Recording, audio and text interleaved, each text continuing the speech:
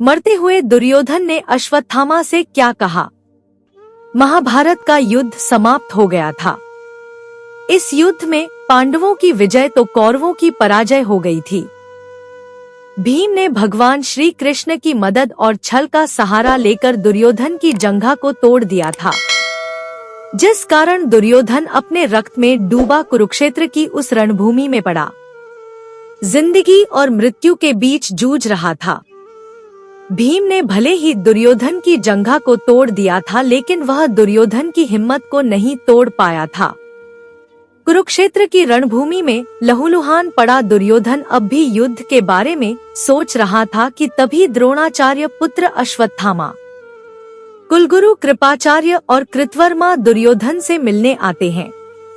अपने मित्र दुर्योधन को रक्त में सना और दर्द से कराहते हुए देख अश्वत्थामा भावुक हो जाते हैं। अश्वत्थामा को रोते हुए देख दुर्योधन ने कहा, रोते क्यों हो गुरुपुत्र? यह घाव से बहता हुआ लहू और यह पीड़ा, हे मित्र, यही तो वीरों की संपत्ति है।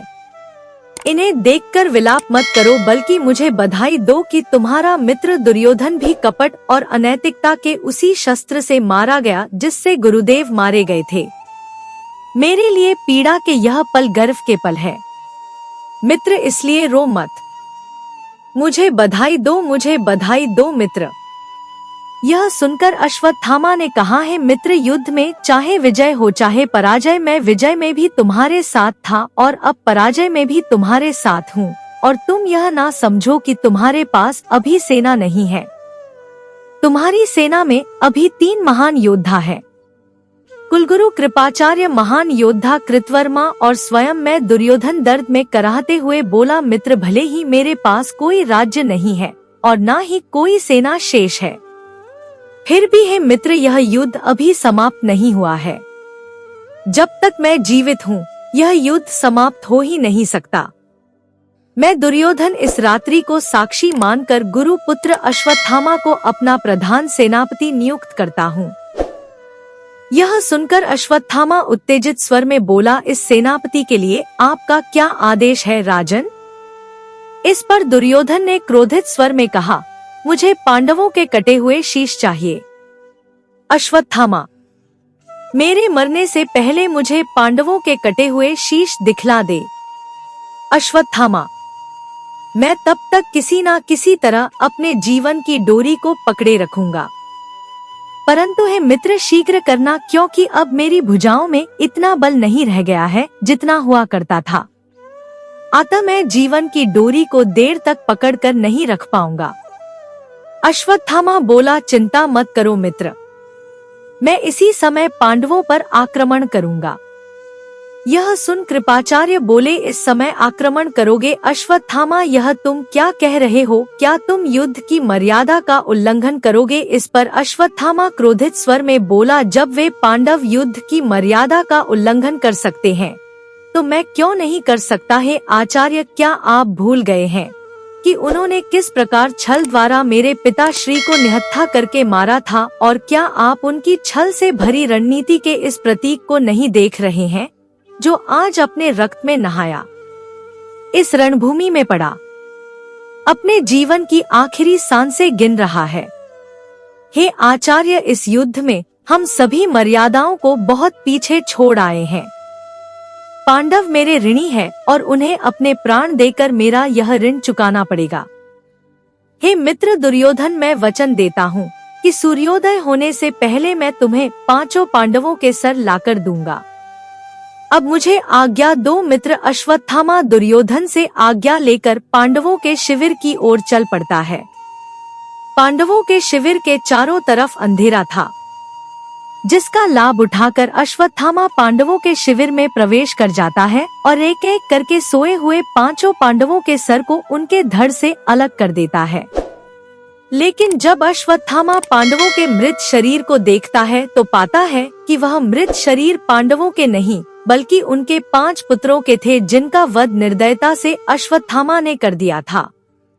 मृत शरीर को देखकर अश्वत्थामा विलाप करने लगता है और कहता है कि यह मैंने क्या किया है? मैंने 5 बालकों का वध कर डाला। मेरे हाथों यह क्या अनर्थ हो गया? मैंने तो दुर्योधन को वचन दिया था कि सूर्योदय होने से पहले मैं उसे 5 पांडवों के सर लाकर दूंगा। अब मैं दुर्योधन को क्या उत्तर दूंगा? यह सोचते हुए अश्वत्थामा दुर्योधन के पास पहुंचा और बोला, मैं आ गया हूँ मित्र, और अपने साथ पांडवों के 5 सर लाया हूँ। यह सुनकर दुर्योधन बहुत प्रसन्न हुआ और बोला, हे मित्र, तुम्हारा धन्यवाद देने के लिए मेरे पास शब्द नहीं है। मरते हुए अपने इस मित्र का नतमस्तक प्रणाम स्वीकार करो और मुझे सबसे पहले उस अभिमानी भीम का सर लाकर दो।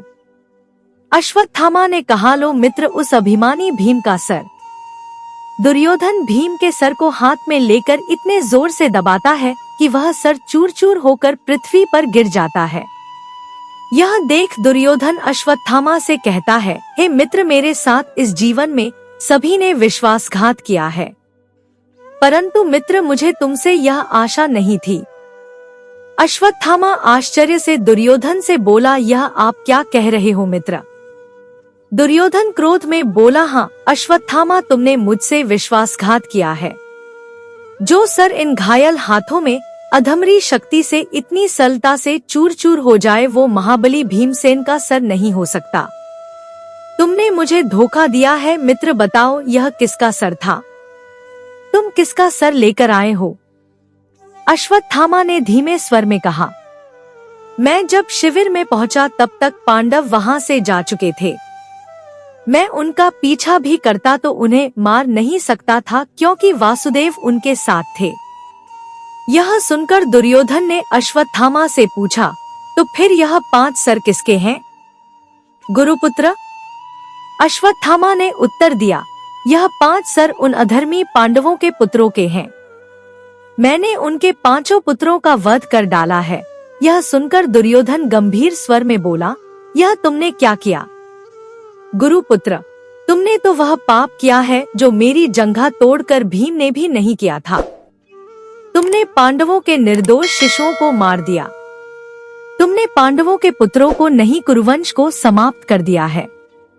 हे गुरुपुत्र, मेरा युद्ध केवल पांडवों के साथ था और मुझे उनसे शत्रुता का ना तो दुख है और ना ही पश्चाताप, किंतु इन पांडवों के निर्दोष शिशुओं से मेरा कोई बैर नहीं था।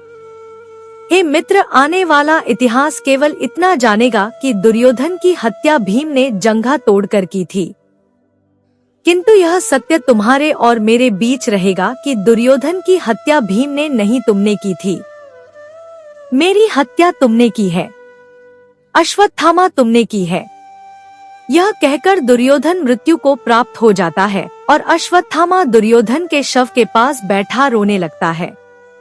तो मित्रों, यह था दुर्योधन और अश्वत्थामा के बीच आखिरी संवाद।